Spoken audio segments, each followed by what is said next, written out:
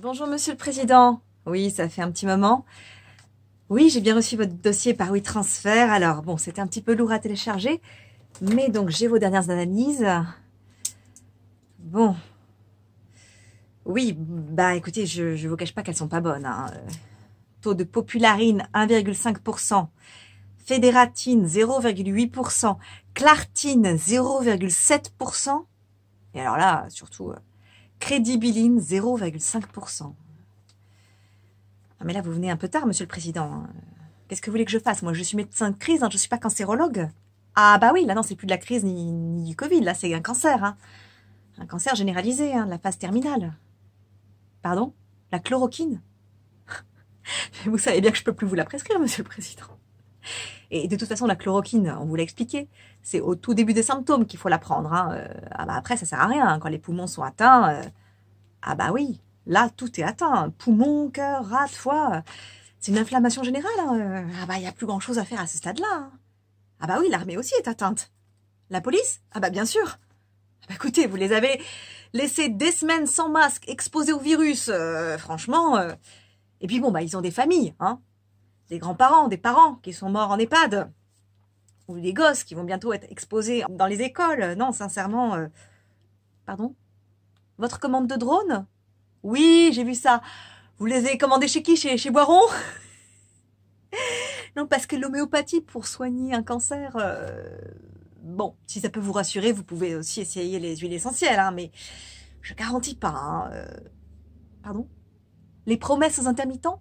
Oui, alors écoutez, c'est bien tenté. Hein. Promesses ou souhaits même. Hein. Ah, vous avez fait fort. Hein. Ah bah écoutez, je sais pas, ça peut peut-être calmer les plus cons, hein, ceux qui croient encore aux promesses. Hein. Edith, ça me fait penser. Votre promesse électorale d'investir massivement dans les hôpitaux. Non, bon écoutez, ça peut les calmer quelques jours, hein, mais quand ils vont appeler Pôle emploi, qu'ils vont attendre le décret, hein, et puis qu'ils vont réaliser qu'avec les 11 millions de chômeurs, 11 millions de personnes qui vont crever la dalle, ça va être difficile de remplir les cinémas et les théâtres. Hein. Oui, non mais vous avez raison, hein, il faut tout essayer. Hein.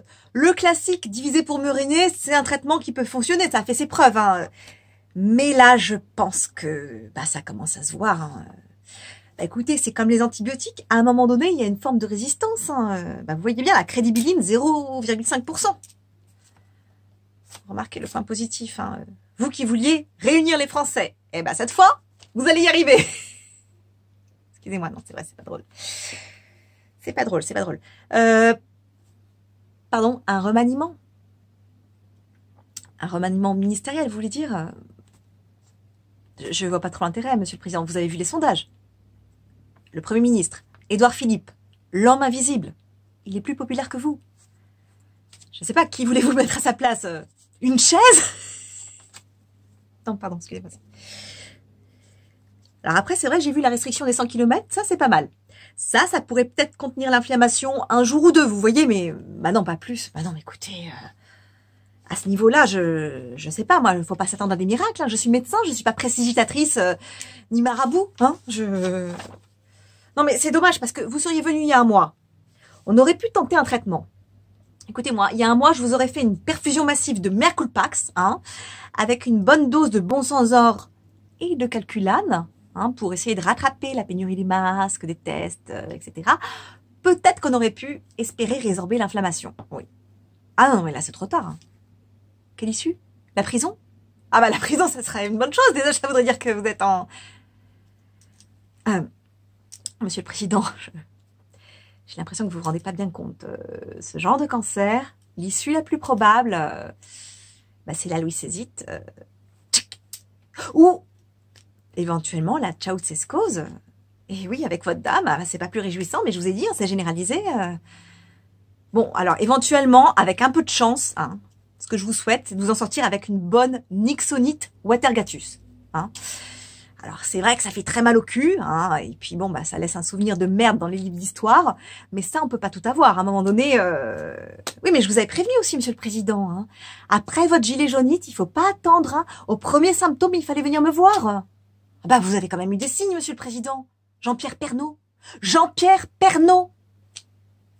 Oui, mais là, moi, là, franchement, je vois pas. Hein. À part le Rivotril, éventuellement. Oui, le Rivotril, vous connaissez.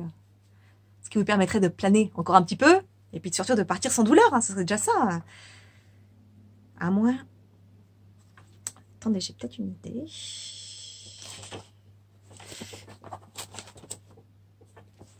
Oui, oui, bah, voilà, on va tenter ça, hein, je vois plus que ça là. Donc je vais vous faire une prescription de Charles de Gaulle X. Alors, c'est assez simple.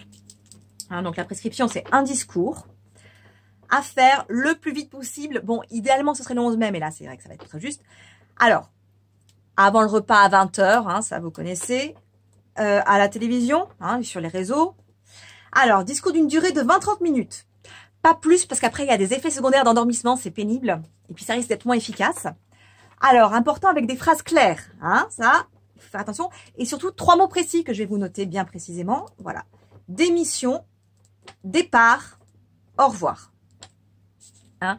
Bon, je vous précise pas, vous commencez comme d'habitude, hein, vous avez l'habitude, donc, chers compatriotes, vous remerciez le personnel soignant, les travailleurs, hein, voilà.